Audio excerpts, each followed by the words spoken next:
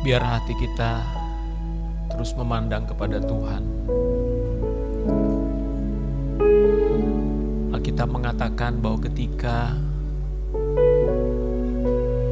kata-kata pujian layaklah Engkau ya Tuhan, ada suara di sorga, malaikat kerubim yang mengatakan layaklah Engkau ya Tuhan.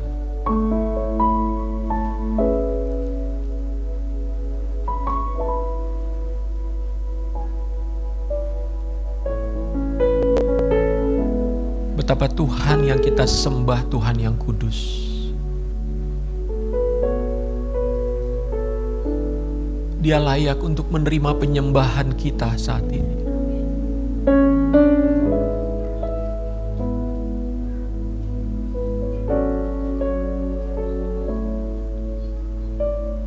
Tahukah saudara, ada ribuan malaikat saat ini yang sedang menyembah siang malam kepada Elohim yang kita puja.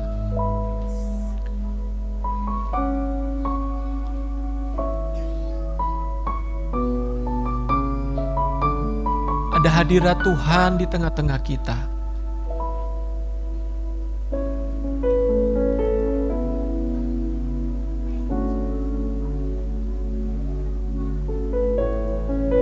Kurama shikaralabaya nama shikaralabaya.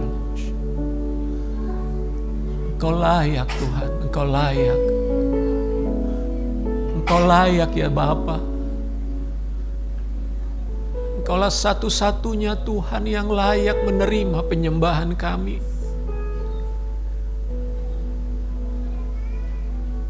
Engkaulah Tuhan satu-satunya yang layak untuk ditinggikan.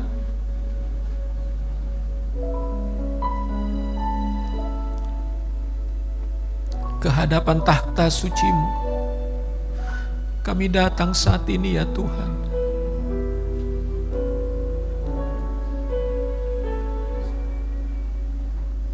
Tuhan, penuhi kami dengan hadirat-Mu saat ini. Tuhan, penuhi tempat ini dengan kesucian-Mu, dengan kemurahan-Mu.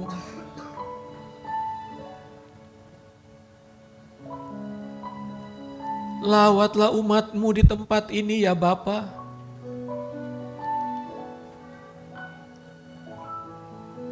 Ora mashikara labayara nama shikara labayara nalamalash. Kuriara lamaya nama shikara yara lamaya na shikara labalabayara lamalash. Kiara lamaya nama shikara labalabayara nalama shikara lamash. Kudus, kuduslah Engkau ya Tuhan.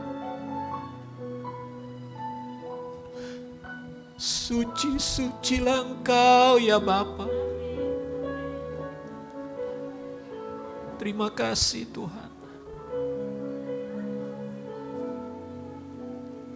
Dalam kemurahan-Mu kami datang saat ini.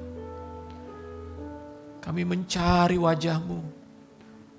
Dan kami mau mendengarkan firman Tuhan, berbicaralah kepada umat-Mu saat ini.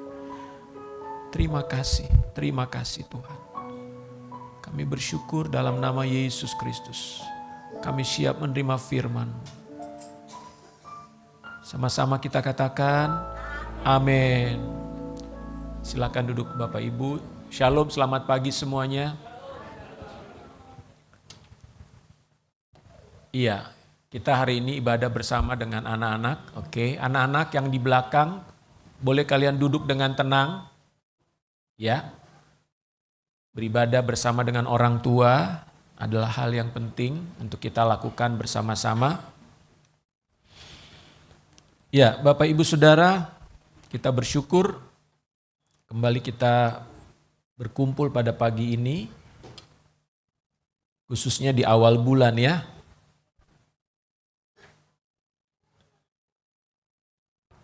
Ya.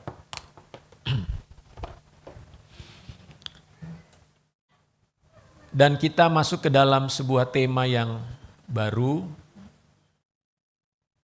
Pagi ini saya ingin mengajak kita membaca firman Tuhan dari Matius pasal 7 ayat 12.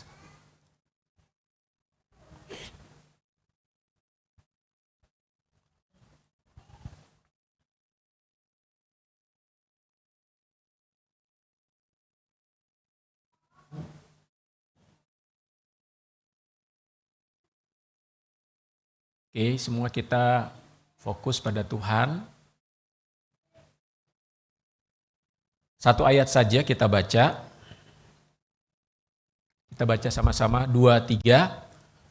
Segala sesuatu yang kamu kehendaki supaya orang perbuat kepadamu, perbuatlah demikian juga kepada mereka. Itulah isi seluruh hukum Taurat dan para nabi. Bapak Ibu Saudara, tema yang saya mau angkat di pagi ini adalah memilih yang benar dan bertindak dengan benar, ya. Nah, ayat ini masih merupakan rangkaian dari khotbah Tuhan Yesus di atas bukit. Ya. Dan tema kita tahun ini adalah membangun manusia rohani yang kuat. Ya, bertumbuh membangun manusia rohani yang kuat. Dalam ayat ini kita akan belajar tentang bagaimana kita memperlakukan atau memiliki hubungan dengan orang lain. Kenapa? Karena salah satu aspek pertumbuhan kehidupan rohani yang menjadi dewasa adalah bagaimana cara kita memperlakukan sesama kita. Jadi bicara tentang kehidupan rohani itu bukan hanya tentang bagaimana kita dekat dengan Tuhan, ya, berdoa, menyembah Tuhan, membaca Alkitab, beribadah, berpuasa, memberi persembahan, tetapi juga menyangkut hubungan kita dengan sesama, saudara. Nah, dalam ayat ini Tuhan Yesus mengajarkan tentang hubungan kita dengan sesama, lalu ditutup dengan sebuah kalimat, itulah isi seluruh hukum Taurat dan kitab para nabi. Berarti dia ingin agar murid-muridnya memahami tentang prinsip dasar bahwa bagaimana kita memperlakukan orang lain akan menentukan hidup kita. Apakah kita selaras dengan Tuhan atau tidak. Jadi hubungan kita dengan Tuhan itu juga mempengaruhi atau dipengaruhi oleh bagaimana hubungan kita dengan sesama, saudara. Kita bersyukur bahwa Tuhan itu adalah Bapa dan Guru dalam hidup kita. Dia adalah Guru dan Bapa terbaik, saudara. Sebagai Bapa dan Guru, Tuhan itu mendidik, ya, mendidik kita bagaimana menjadi anak-anaknya, menjadi tumbuh, menjadi pribadi yang cakap dan bijaksana. Sehingga kita akan menerima dan mengalami hal-hal yang baik dalam hidup ini. Semua kita kan ingin mengalami hidup kita mengalami hal-hal yang baik. Setuju? Ya.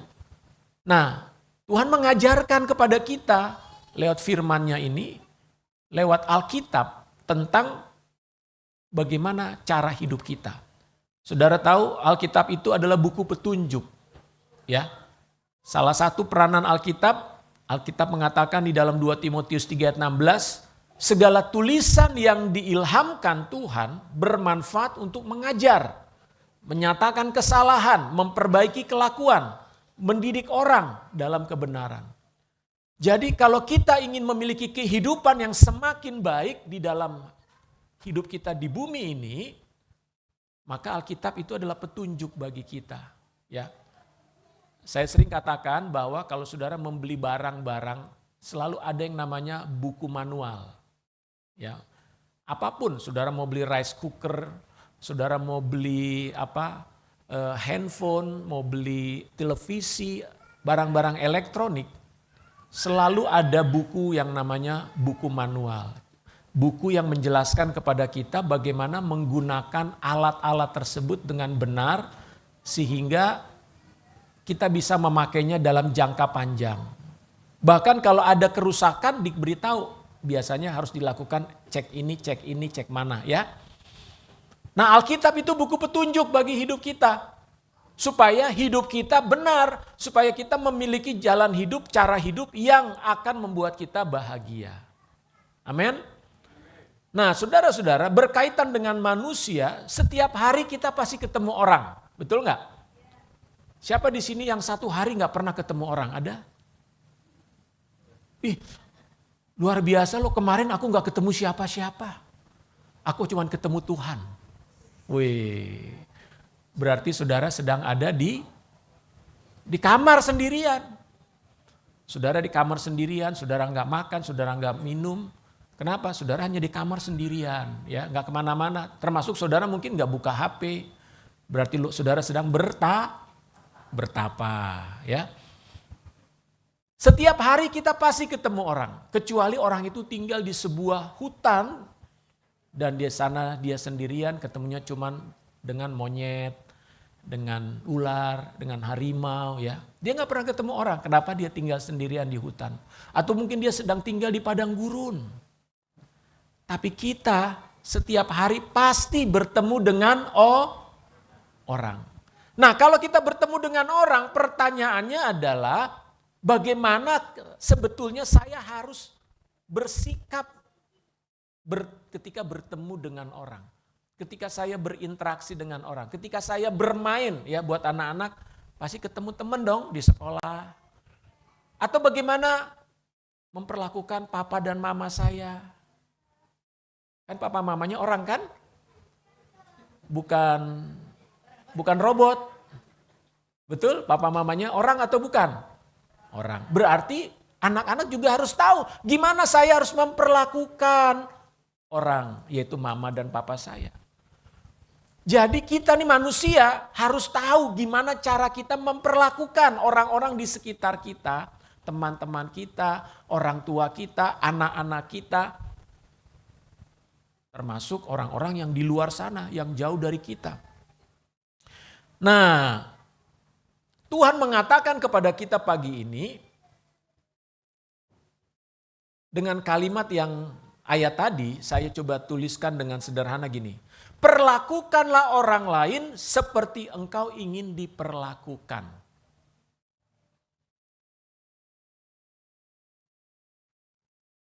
Perlakukan orang lain seperti engkau ingin diperlakukan. Coba kita ulang sama-sama kalimat ini, ya.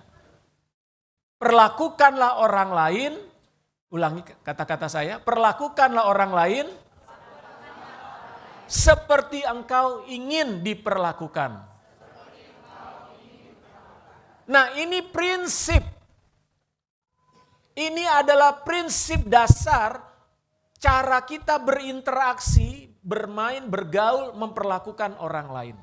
Perlakukanlah orang lain seperti engkau ingin diperlakukan. Kalau dalam kalimat negatifnya, jangan perlakukan orang lain jika engkau tidak ingin diperlakukan seperti itu. Paham? Jangan perlakukan orang lain jika engkau tidak ingin diperlakukan seperti itu. Jadi siapapun kita, apakah kita seorang anak, seorang remaja, seorang pemuda, sebagai orang tua, sebagai pendeta, sebagai jemaat, sebagai atasan, sebagai bawahan, sebagai rekan kerja, rekan pelayanan, sebagai menantu, sebagai mertua, apapun posisi kita di dalam hidup ini, prinsip ini berlaku sama, saudara. Dan tadi Tuhan Yesus mengatakan, dengan demikian, inilah isi seluruh hukum Taurat dan kitab para nabi. Berarti inilah yang akan menjadi acuan dalam hidup kita atas seluruh firman Tuhan.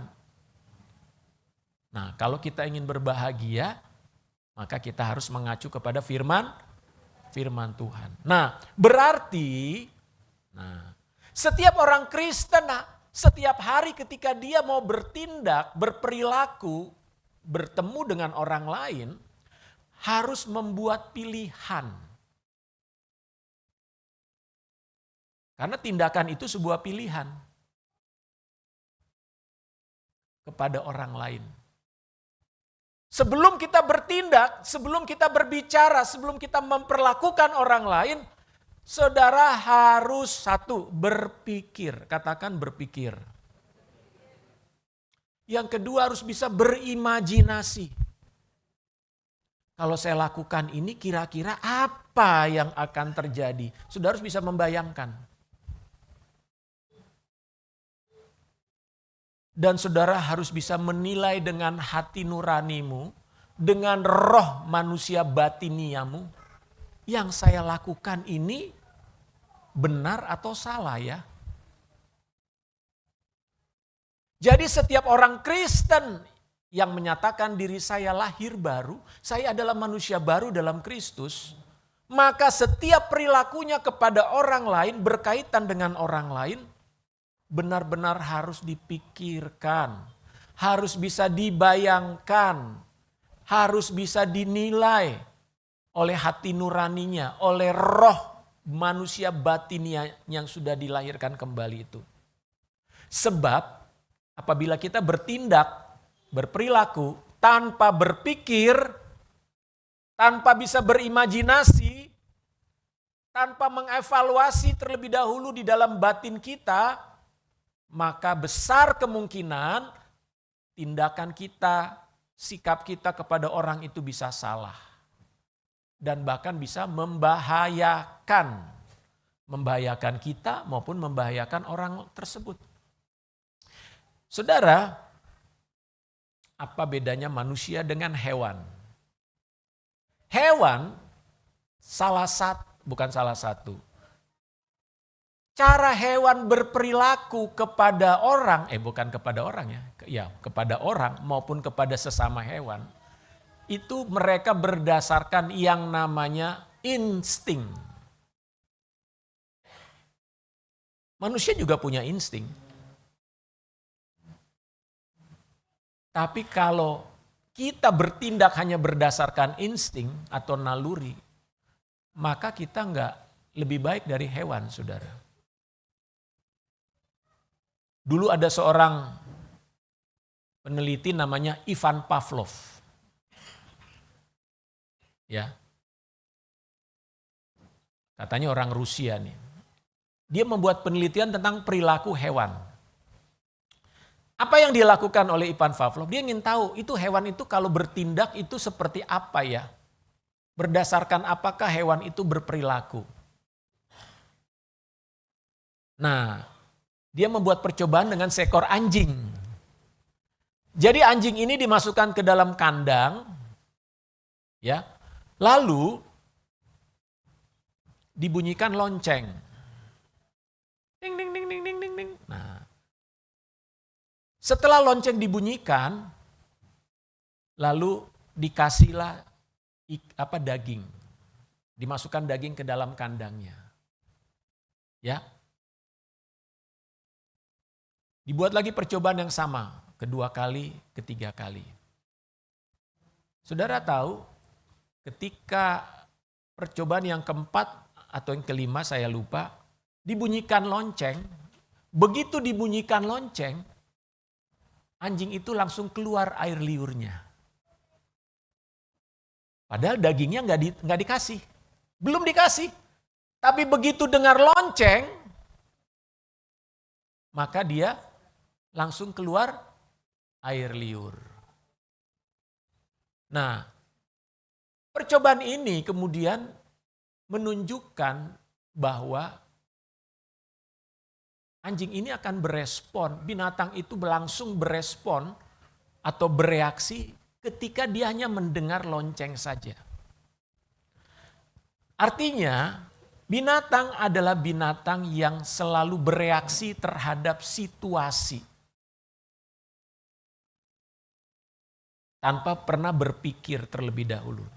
Contohnya, kalau saudara lewat di sebuah area yang ada anjing. Kemudian anjing itu tiba-tiba menggonggong saudara.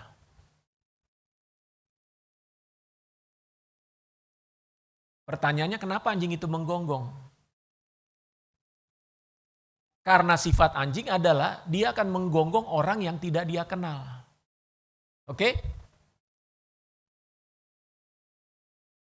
Anjing itu peduli nggak bahwa saudara adalah seorang laki-laki atau seorang perempuan?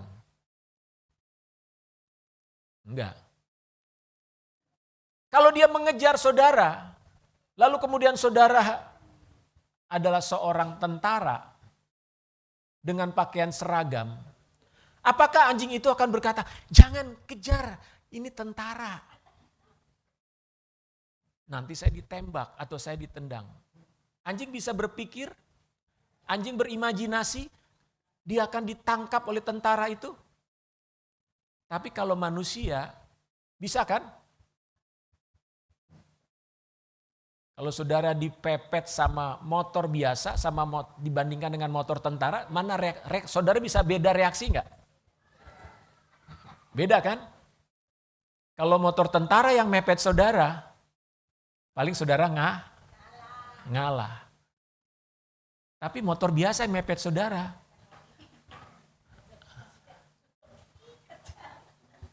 Tapi ada orang nggak peduli dia motor tentara atau motor biasa, dia hajar juga.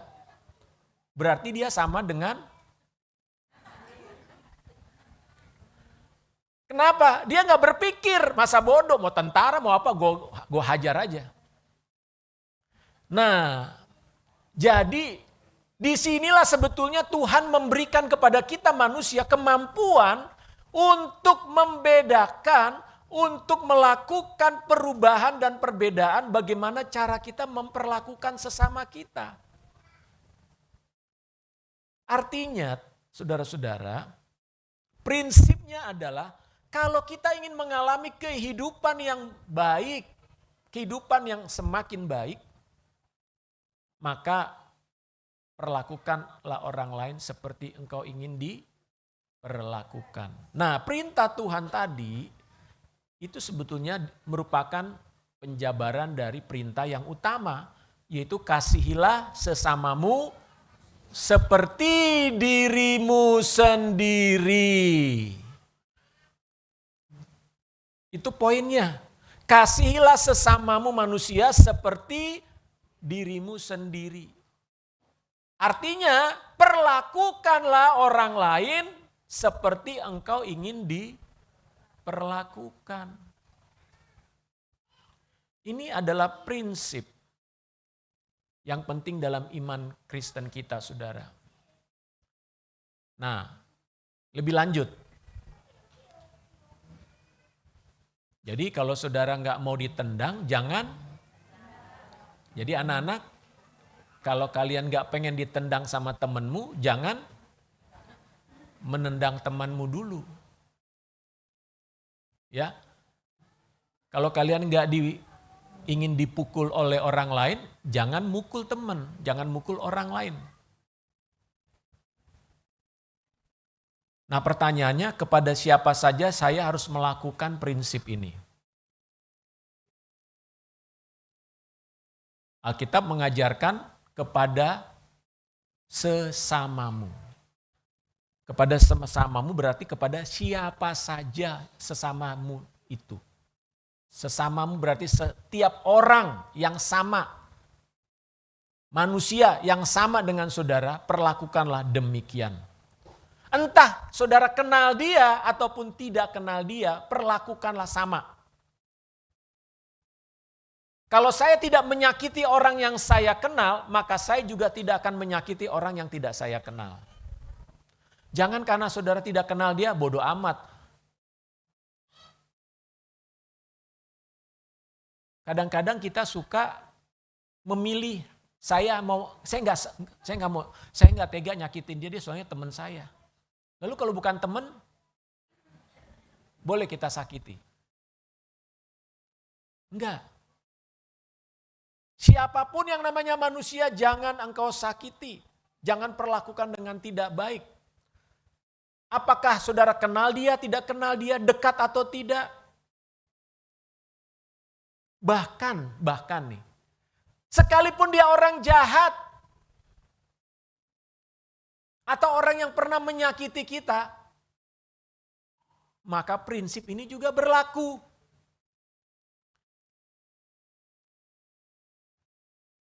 Halo?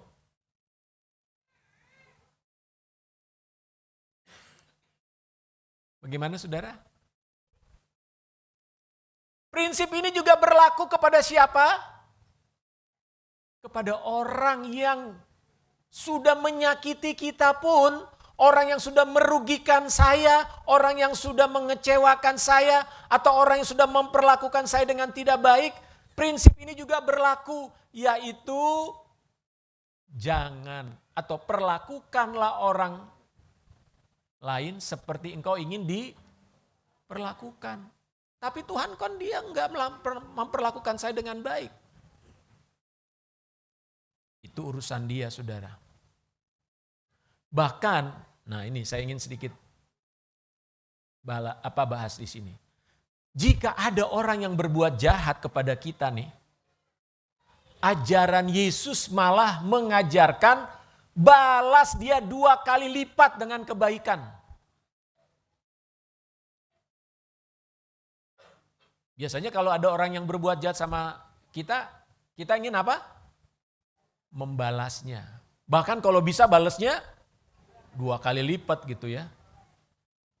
Hajarnya sampai babak belur gitu ya. Nah, kita kan pengikut Yesus ya, betul? Halo anak-anak, remaja-remaja, pengikut Yesus bukan? Nah, sekarang kita lihat. Matius 5, ayat 39 sampai 41. Ayo anak-anak semua dengar sini ya. Samantha, duduk yang bagus ya. Oke, mari kita baca Matius 5 ayat 39 sampai 41. Ayat 39 dulu kita baca. Tetapi aku berkata kepadamu, janganlah kamu melawan orang yang berbuat jahat kepadamu. Kalau ada orang yang berbuat jahat harus kita lawan atau gimana? Tidak.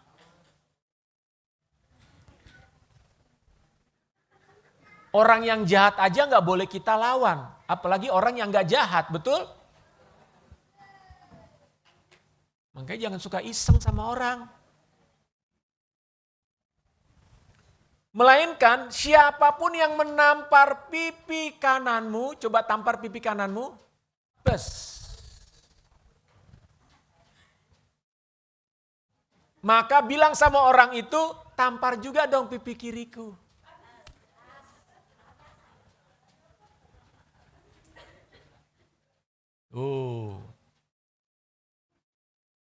Sekalian nih udah di kanan, kiri biar ademnya sama.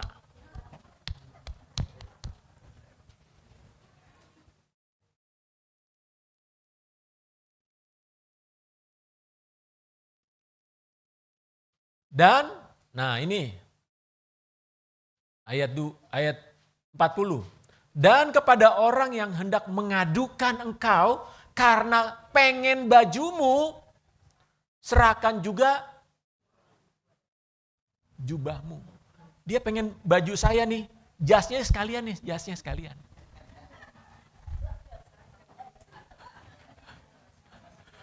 Jadi pulang ke rumah telanjang gak apa-apa, gak pakai baju nih. Pakai kaos dalam doang.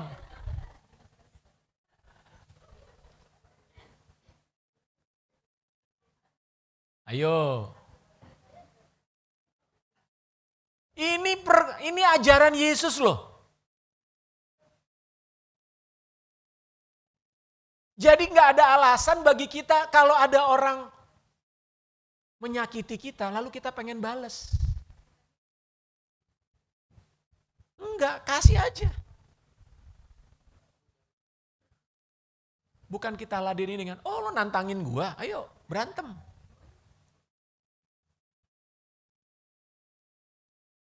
Saya nggak ada lawan ini.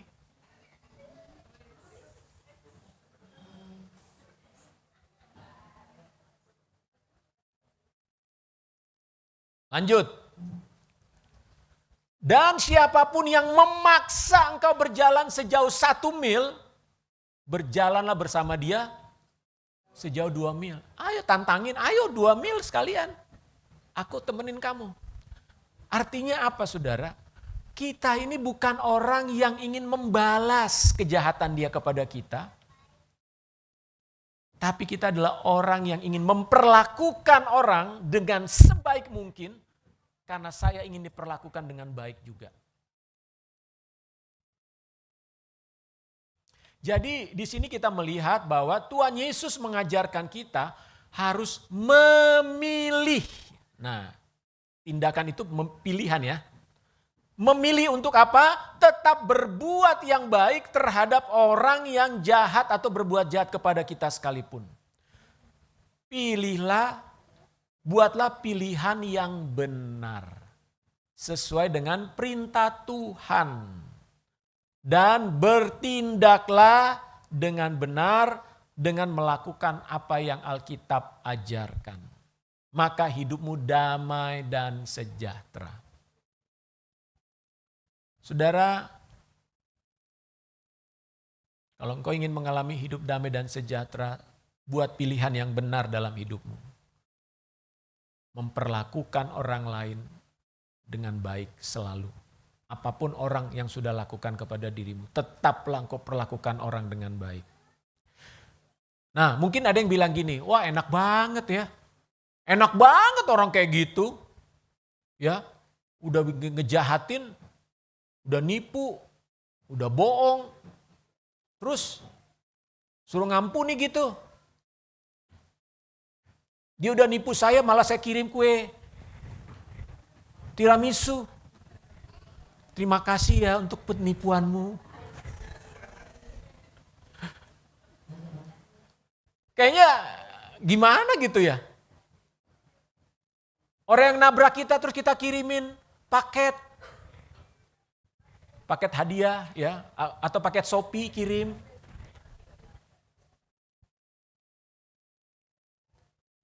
Puji Tuhan kemarin lewat tabrakan saya bisa berkenalan dengan dirimu. Saudara kayaknya aneh ya yang kita ajaran Tuhan Yesus ini ya. Apakah adil kalau saya yang dirugikan tapi tidak membalas perbuatannya itu? Minimal gue kutuk lah dia. Gue gak balas, gue kutuk deh dia. Nah ini kan sering menjadi ganjelan di hati kita kan. Makanya banyak gak bisa tidur kan kalau habis dirugikan orang, betul gak? Banyak orang gak bisa tidur, stres, terus apa lagi? Malah sakit. Diajak makan juga, gak nafsu gue, nginget orang itu tuh, udahlah. Nginget dia, saudara. Kenapa? Karena kita memang perlu mengalami perubahan paradigma cara kita berpikir di dalam Tuhan, saudara. Sebagai manusia baru di dalam Yesus Kristus. Apakah kita ingin membalas? Nah, Alkitab mengajarkan kita hal yang berikutnya. Bahwa Tuhan tidak mengizinkan kita membalas. Coba kita baca dalam Roma 12. Ayat 19.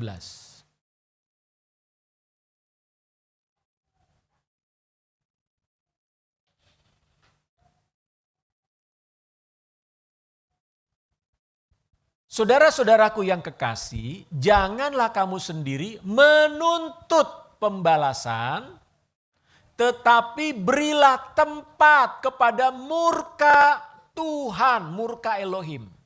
Sebab ada tertulis, pembalasan itu adalah hakku. Akulah yang akan menuntut pembalasan, firman Tuhan. Saudara, jangan pernah saudara ingin membalas perbuatan jahat orang terhadap dirimu. Saudara harus mengampuni. Pembalasan itu adalah haknya Tuhan. Jadi kalau saudara membalas seseorang, saudara sedang mengambil haknya Tuhan dan saudara justru bersalah di hadapan Tuhan. Kenapa? Karena pembalasan saudara tidak adil. Saudara tidak bisa membalas kejahatan orang dengan adil. Bisa ketinggian, bisa juga kurang. Betul nggak? Betul. Tuhan itu hakim yang adil. Dialah yang bisa membalas orang menurut perbuatannya. Dan berikan hak itu kepada Tuhan. Bukan saudara yang harus membalasnya. Percayalah saudara bahwa semua kejahatan di muka bumi ini akan ada hukumannya. Jadi saudara jangan merasa marah kalau ada orang, ini orang berbuat jahat banget nih, enggak ada, kayaknya tenang-tenang aja hidupnya. Enggak usah. Bukan bagian kita harus mikirin, wah ini orang hukumannya apa, saya mau hukum apa, enggak usah. Tuhan yang memberikan hukuman kepada orang itu dengan cara Tuhan. Karena dia akan menghukum dengan adil, saudara. Jadi, supaya kita mengalami damai sejahtera dalam hidup ini dan kita bertumbuh menjadi orang-orang Kristen yang dewasa adalah ketika kita bisa terus-menerus memperlakukan orang dengan baik sebagaimana kita ingin diperlakukan, saudara. Kita lanjut ayat 20. Tetapi jika setermu lapar, berilah dia makan. Bahkan kalau musuhmu itu lapar, kasih dia makan. Jika ia haus, berilah dia minum. Waduh. Makanya tadi saya bilang, ada orang yang berbuat salah kepada saudara,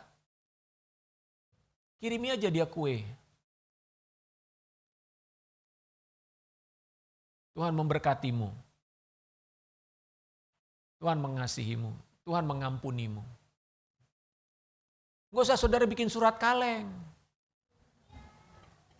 Ya.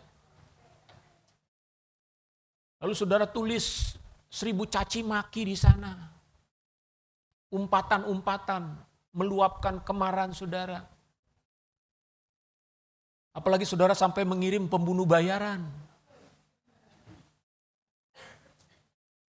Ya.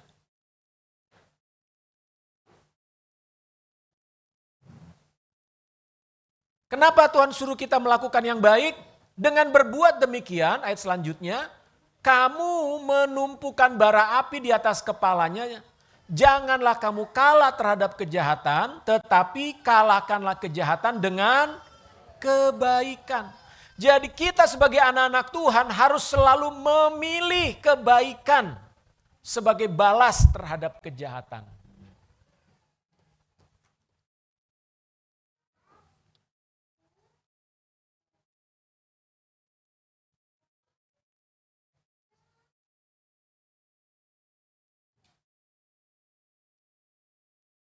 Saudara, kenapa sekolah itu tawuran? Nih, mana anak sekolah di sini nih? Yang sekolah SMA mana? Tadi aku lihat ada si Andika, kemana Andika nih? Hah? Ini yang SD. Ya. Sekarang ini saya pikir tawuran itu zaman saya SMA. Ternyata sepanjang sejarah selalu ada tawuran ya. Saudara, ini harus kita doakan. Kenapa? Karena Jakarta Timur ini masih termasuk daerah tawuran paling sering loh. Dan ini sebuah keprihatinan yang luar biasa. Kenapa? Karena tawuran itu selalu bersikap balas dendam. Seperti nggak bisa diputus rantainya. Saya mau mengatakan ini karena kita ini sedang ada dalam masa di mana anak-anak remaja, pemuda itu jumlah penduduknya akan banyak sekali di Indonesia ini. Kita sedang memasuki periode namanya bonus demografi. Apa itu bonus demografi? Bonus demografi adalah satu masa dalam sebuah sejarah, sebuah bangsa. Ini hanya satu kali dalam sejarah setiap bangsa akan mengalami sebuah periode namanya bonus demografi. Ini nggak bisa 2 kali, jarang. Negara-negara barat itu sudah mengalaminya di masa yang lampau. Negara-negara Jepang barat itu sudah mengalami yang namanya bonus demografi. Kita akan sedang dalam proses ini, puncaknya nanti tahun 2035. Apa itu bonus demografi? Bonus demografi adalah periode di mana sebuah bangsa 70% jumlah penduduknya berusia produktif. Anggap saja usia produktif itu sampai umur 60 tahun. Ya, usia produktif artinya orang yang bekerja dan menghasilkan. Ya, bekerja dan menghasilkan sampai usia 60. Makanya orang pensiun itu setelah umur 60 biasanya, ya. Kalau di Indonesia umur pensiun rata-rata 55 sebetulnya, ya. Tapi di negara barat itu orang pensiun rata-rata umur 65, Saudara. Nanti saya kasih tahu alasannya. Artinya penduduk Indonesia 70% itu adalah orang yang bekerja. Orang yang harus bekerja menghasilkan sesuatu. Nah, bayangkan kalau kebanyakan orang-orang produktif ini justru saling ribut. Hatinya penuh dengan dendam, kemarahan, kebencian satu sama lain. Maka kita nggak akan bekerja dan menghasilkan secara maksimal. Kenapa? Ya bayangkan aja anak-anak tawuran. Contoh ya, anak remaja tawuran. Saudara, akibat tawuran itu bisa cacat loh. Kebayang nggak anak-anak SMA cacat, tangannya ada yang putus, otaknya udah jadi bego karena kena ketok apa begitu. Berarti anak umur berapa SMA? 16, berantem dia umur 16, cacat dia umur 16. Dia hidup sampai umur 80 misalnya. Berarti berapa puluh tahun dia jadi orang cacat, betul nggak? Nggak bisa ngapa-ngapain. Hanya gara-gara kesel sama temennya. Lalu dia tawuran.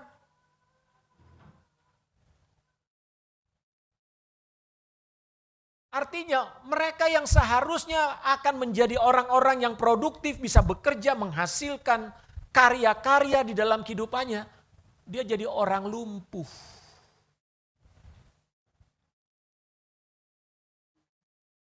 Nah, ini juga penting bagi saudara yang masih usia-usia muda, jaga kesehatan. Sekarang ini justru banyak yang didapati orang-orang, ini sedikit menyimpang ya, tapi saya perlu sampaikan ini. Agar kita dalam usia produktif ini jaga kesehatan. Jangan sampai masih usia-usia muda udah kena stroke. Kalau udah kena stroke udah gak bisa ngapa-ngapain kan. Berhenti dari pekerjaan, jadi beban. Ini problem yang akan dihadapi oleh Indonesia. Kalau kita tidak menjaga bonus demografi ini. Nah, Indonesia akan bisa menjadi negara emas, ini menjadi cita-cita kita bersama, 2045 Indonesia menjadi negara emas apabila masyarakat yang 70% penduduknya usia produktif ini bekerja sekeras-kerasnya sehingga Indonesia punya industri yang bagus, punya pengetahuan teknologi yang canggih dan sebagainya. Maka Indonesia menjadi negara yang kaya, makmur, sejahtera. Yang 70% ini bisa menghidupi orang-orang yang 30% tadi. 30% ini adalah orang-orang yang sudah tidak produktif. Inilah orang-orang lansia, orang-orang yang sakit, orang-orang yang tidak produktif lah namanya. Kebanyakan orang tua. 70% penduduk Indonesia bisa membiayai yang 30%.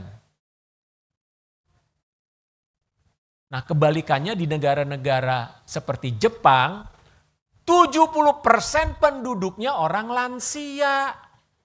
Yang bekerja hanya 30%. Bisa paham bedanya? Kenapa 70% penduduknya lansia? Karena ketika mereka muda nggak mau punya anak.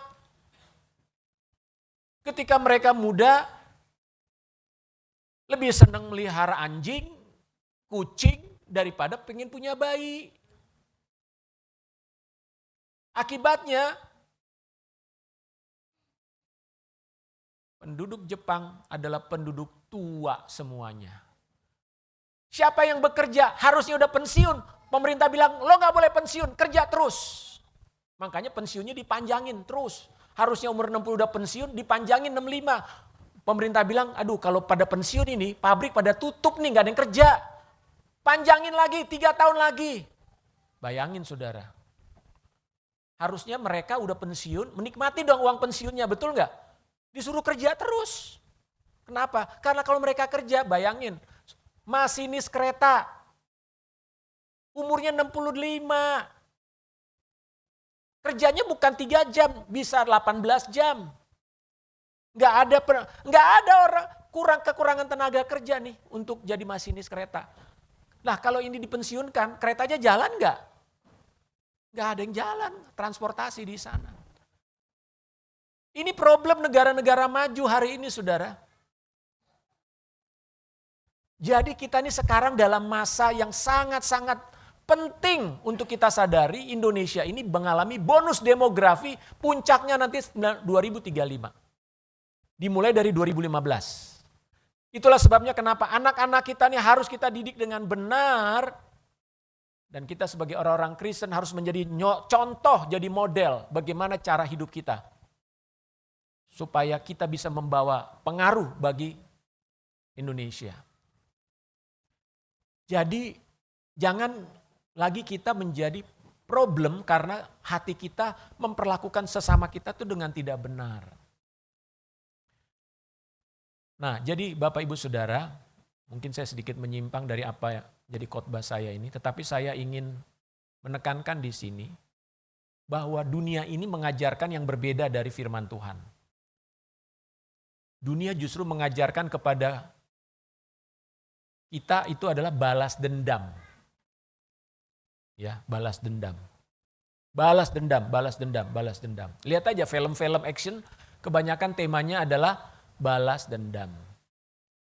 Film-film drama juga kan? Pasti suka nonton film drama Korea juga intinya balas dendam.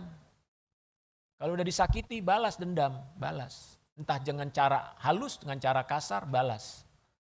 Nah, tapi Tuhan mau mengajarkan kita, perlakukanlah orang lain sebagaimana engkau ingin diperlakukan.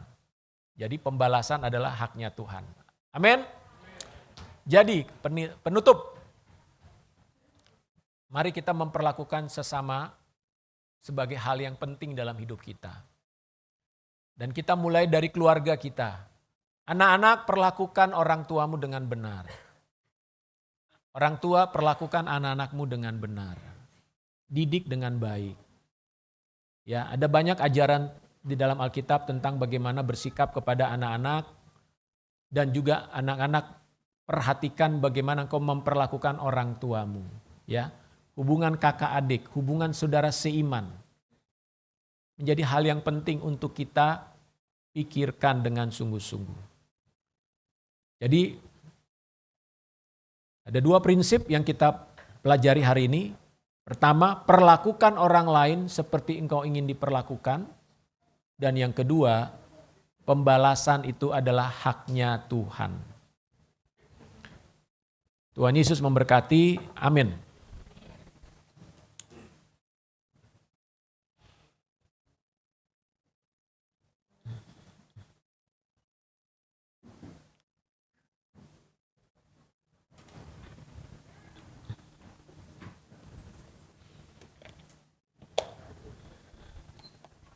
Mari kita berdoa.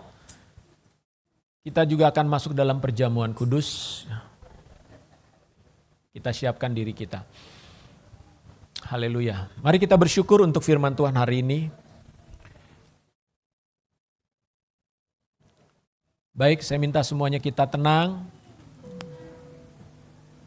Renungkan firman Tuhan yang saudara dengar hari ini.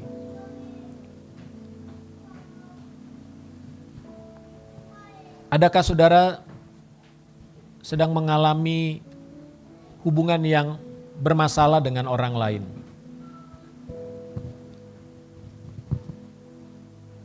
Atau mungkin selama ini cara kita bersikap kepada orang lain tidak tepat.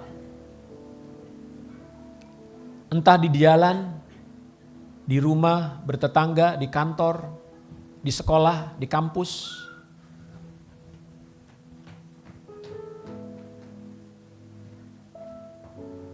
Hari ini Tuhan ingatkan kita semuanya.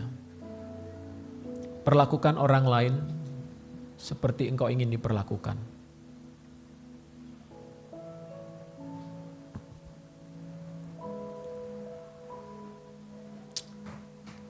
Kalau ada yang bersalah kepada saudara, ampuni dia hari ini. Ampuni orang yang sudah menyakiti, mengecewakanmu. Saudara tidak usah berpikir untuk membalas dia. Tetapi serahkan semua pembalasan itu kepada Tuhan. Biar hati kita damai dan sejahtera. Sehingga kita bisa melakukan hal-hal yang lebih baik, hal-hal yang lebih produktif, hal-hal yang lebih selaras dengan kehendak Tuhan dalam hidup ini. Tidak membuang-buang waktu dan energi kita untuk memikirkan pembalasan demi pembalasan.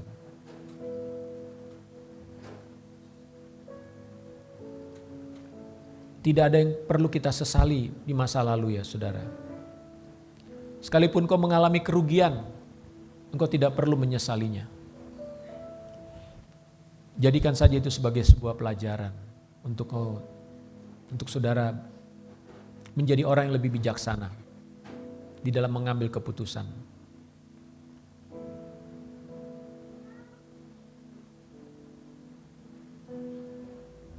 Haleluya. Naikkan syukur kita kepada Tuhan untuk firman-Nya yang boleh menjadi petunjuk, menjadi penuntun hidup kita. Tanamkan firman ini dalam hatimu, saudara. Haleluya, Tuhan Yesus.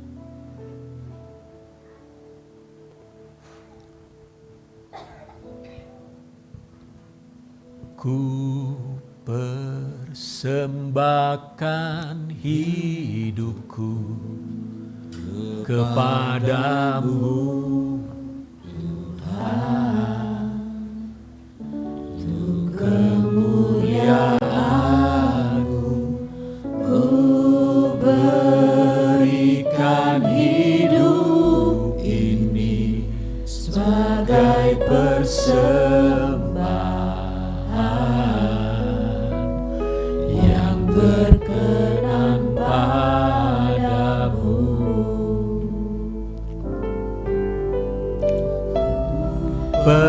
Persembahkan hidupku kepadamu, Tuhan, untuk kemuliaan-Mu.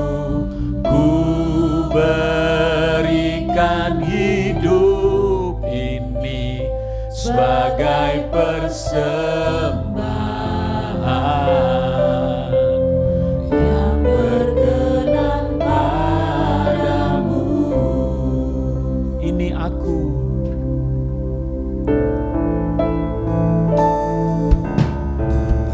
Ini aku,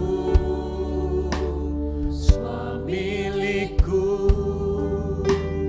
Ku serahkan padamu, Tuhan.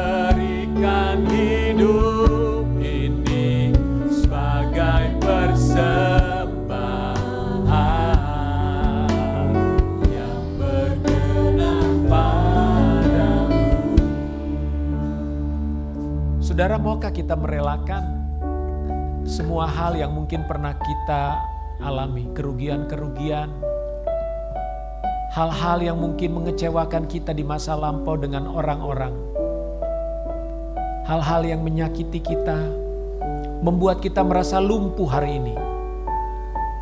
Kita mau lepaskan itu semua. Dan tetaplah berbuat baik kepada orang-orang tersebut. Perlakukan dengan hormat, perlakukan dengan baik orang-orang tersebut. Jangan ada keinginan untuk merendahkan dia atau ingin melakukan hal-hal yang buruk terhadap orang-orang itu. Tuhan mau kita menyerahkan semuanya kepada Tuhan. Serahkan juga segala kebanggaan dalam dirimu kepada Tuhan. Apa yang kau banggakan hari ini tentang dirimu? Mungkin kau punya jabatan yang baik, punya pekerjaan yang baik, punya penghasilan yang baik, punya anak yang baik. Jangan jadikan itu menjadi sebuah kesombongan. Karena seringkali rasa kesombongan membuat kita mudah tersinggung. Rasa sombong dan rasa bangga atas sesuatu yang kita miliki membuat kita rasanya menjadi orang yang begitu harus dihargai dan dihormati oleh orang lain. Sehingga kita juga menjadi orang yang mudah emosi ketika ada orang yang memperlakukan kita dengan tidak baik. Kita belajar kepada Yesus.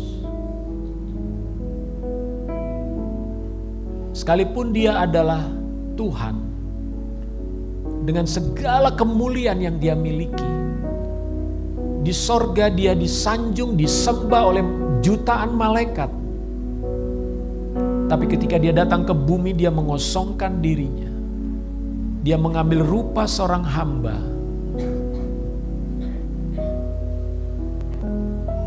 Sampai dia merendahkan diri untuk mati di atas kayu salib. Dia dihina, diludahi, diejek, dihianati oleh murid-muridnya, orang-orang kepercayaannya. Dia tetap dalam kerendahan hatinya, tetap memperlakukan orang-orang tersebut dengan baik. Dia tidak berkata agar Bapa menghukum mereka. Dia tidak berusaha untuk memanggil malaikat untuk menghukum orang-orang ini atau membinasakan orang-orang ini. Dia hanya berkata, Bapa ampuni mereka. Ampuni mereka.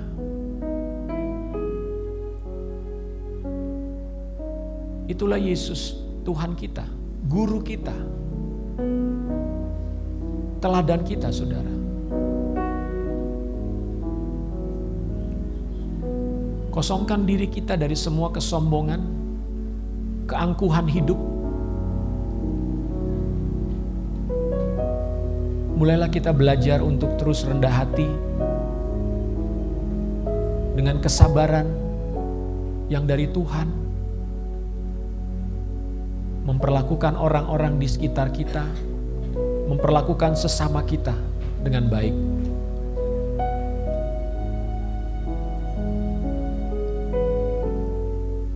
Sebentar kita akan masuk dalam perjamuan kudus, mengingatkan kita tentang pengorbanan Yesus. Dia mati bagi saudara dan saya, dan dengan pengorbanannya itu, dia mengampuni dosa-dosamu. Dia tidak mengingat kesalahanmu. Dia tidak pernah mengungkit-ungkit dosa saudara.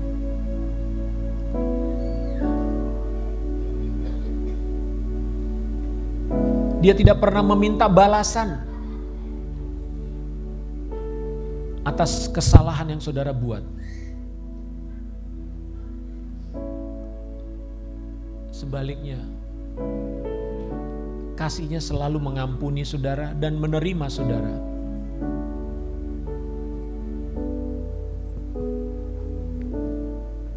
Seratus kali saudara gagal dalam hidupmu, gagal melakukan kehendaknya, gagal melakukan perintahnya. Tetapi pengampunan dia selalu dan selalu ada.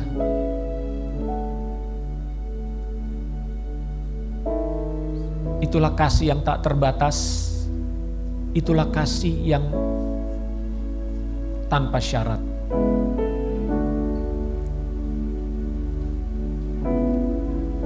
Tuhan Yesus, sebelum kami memakan perjamuan kudus ini, berikanlah kami hati-Mu ya Tuhan. Ubahkan hati kami Bapa. Bentuk kami lebih lagi. Terima kasih Tuhan Yesus. Bersyukur untuk kasih-Mu yang besar itu.